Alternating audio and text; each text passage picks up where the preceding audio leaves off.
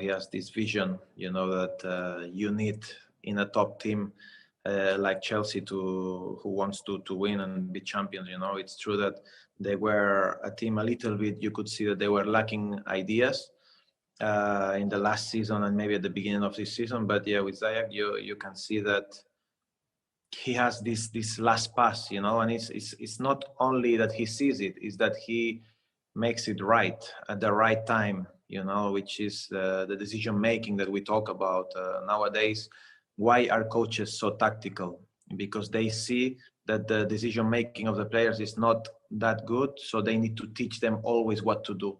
Where before I believe that coaches were not so much on top of the player, because they felt maybe that there was not really so much need, because already the players saw it by themselves. But I think he's one of these players. He makes things happen, things that when the defenders, the center backs, let's say, they don't expect you to make that pass and you catch them sleeping, and you have someone like Timo Werner making great runs in behind.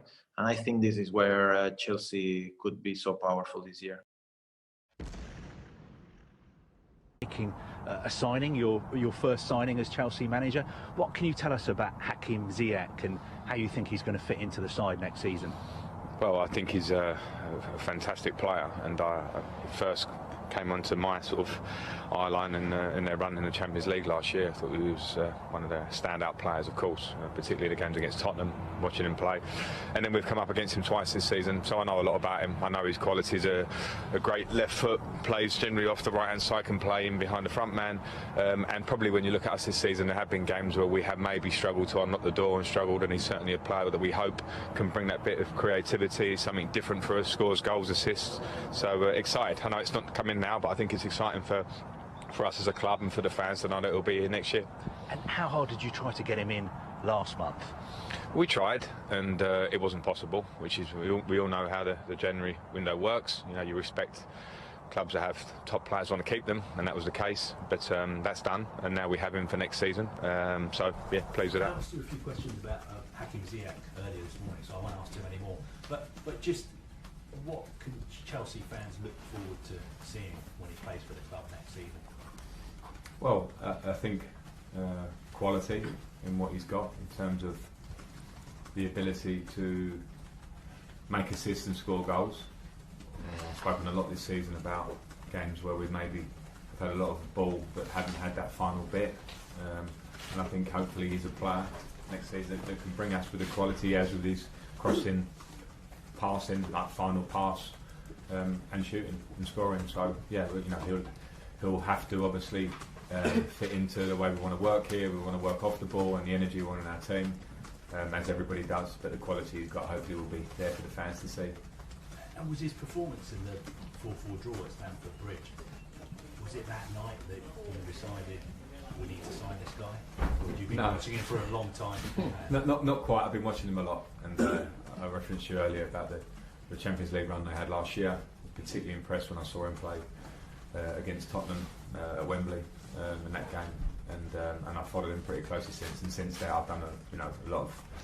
I've watched him a lot and know about him, because it's important that we're bringing good people that want to go the way we're going or trying to go. And so yeah, he ticks lots of boxes. I'm delighted that we're in a position where we can say he'll be our player next season. Yeah, he has given us an extra edge and a different threat. I've spoken about it before with him, but I think he's been out of football for a long time, so I think it's really impressive how quickly he's hit the ground running. He gives us a different style in terms of the left foot off the right side for us. Not something we've had much of in recent years. The ability to find the last pass or the last cross and make assists to break teams down that have a low block. I think we saw that today. We clearly saw that today. And his personality is rubbed off. I keep talking about personality. I think it's a huge thing in football. And the signings that we've brought in, a lot of them are bringing in a lot on and off the pitch, and that's important. And his confidence that he exudes and how much he wants to receive the ball and be the important player that makes that assist has been a big in terms of my choices, Hakim Ziyech is fit today, which was the first time he's really been fit to start a game. He's worked really hard to be fit, and I was very keen to get his quality into the team, and I think we saw that for the whole period he was on the pitch. He brought a lot of quality and calmness, and gets a well-deserved goal.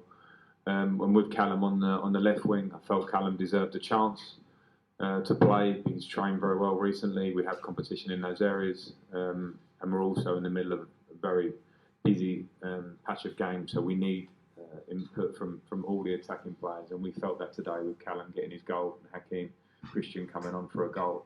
So I was very pleased with those parts of our game. I thought his performance was very, very good when you consider he hasn't started a match and since I think March when the Dutch League finished. So I've been very excited to get him on the pitch, and it's been frustration for me and for him and for us that his injury has meant he hasn't been able to start. But what I've seen in training so far, what I knew we were signing as a player is a player of immense quality and personality to receive the ball and find assists, find goals. And we saw a lot of glimpses of that today, and he will get better. So, yeah, we brought him in to do a job. Maybe people have forgotten a bit because we signed him in January and he's missed the start of the season. Tonight, he certainly showed that he's here. Which you can see all of Chelsea's midfielders are below average for chances created, which is something that we'll be able to get onto later on. Hakim Ziyech is pretty good at. For the potential cost of €44 million, Ziyech could be a steal, so long as he can settle in London. So how could he fit into Lampard's side? This season, Lampard has predominantly set Chelsea up in a 4-3-3 or a 4-2-3-1, with either Mason Mount sporting Abraham as a second striker or a midfield trio of Jorginho, Kovacic and Kante. Add that to the emergence of youngsters, Tomori and Reece James at the back, and the return of Rudiger, Chelsea look like they'll be competing for top honours once again. The problems though Chelsea do face are on the flanks. Christian Pulisic started the season well, but has faded massively in recent weeks. Willian and Pedro are the wrong side of 30, and they've been declining for a number of years now. Whilst Callum Hudson-Odoi is still looking to get back to his best form after he ruptured his Achilles tendon. I expect Ziyech to largely line up on the right flank, where he could look to either operate in a free role as a roaming playmaker or in a more structured role as an inverted winger. Giving Ziyech a freer role to roam around the pitch will get the best out of him at Chelsea. Ajax under Erik ten Hag have mostly lined up in a 4-2-1-3 with Ziyech mostly on the right hand side. But Ten Hag's total football model sees a lot of positional interchange, which can have Ziyech operating on the right as a striker, on the left or as a number 10, or even deeper in central midfield. In the final third, it's Ziyech who makes the difference, being the guy to up the tempo by creating chances for his teammates or taking shots from range. Not only is Ziyech creating 3.7 chances per game this season, which is nearly double of Chelsea's best creative player, but he also takes 4.6 shots in Eredivisie, 50% more than Tammy Abraham, who takes the most shots per game for Chelsea. This has made Ziyech a very versatile footballer. Whilst he's most effective from the right-hand side, where he can look to cut inside and get a cross to the back post or get a shot away, he's more than capable of playing anywhere across the line. Not that I'd like to see him as a striker for Chelsea, but being able to interchange with the other wingers to switch up the attack could be key for Lampard. Playing as more of a supporting winger on the left-hand side, looking to whip in dangerous balls, or from the right-hand side, operating as more as the primary playmaker in the side, picking up the ball out wide, then using his excellent technique, close control and agility to beat opponents before whipping those crosses to the back post or driving centrally and getting a shot away. In this season's Eredivisie and Champions League, Hakim Ziyech has scored 4 goals from outside the box, more than nearly double of any Chelsea player. And that threat from range will force opponents to close down Ziyech, which the Moroccan can dribble past, creating space for teammates to exploit. A different option is a 4-3-3 playing as a central midfielder at the expense of Mateo Kovacic, with Jorginho as the orchestrator, Kante as the energetic ball winner and Ziyech as the creator. From there, Ziyech could operate as a Mazzala, driving into the half space where he can look to play his natural game, sending those crosses into the box or dribbling past players or getting shots away. What I'd like to see though from Ziyech at Chelsea is maybe a switch in systems to a 3-4-2-1. Lampard has used this shape this season, but I personally think he doesn't have 2 players correct for the 2 number 10 roles. In Ziyech, he's now got one of these positions locked down, whilst the likes of Mason Mount, Callum Hudson-Odoi and Christian Pulisic can fight out for the other position. Mount as the goal scoring option, Hudson-Odoi as an extra playmaker, or Pulisic as the direct dribbler.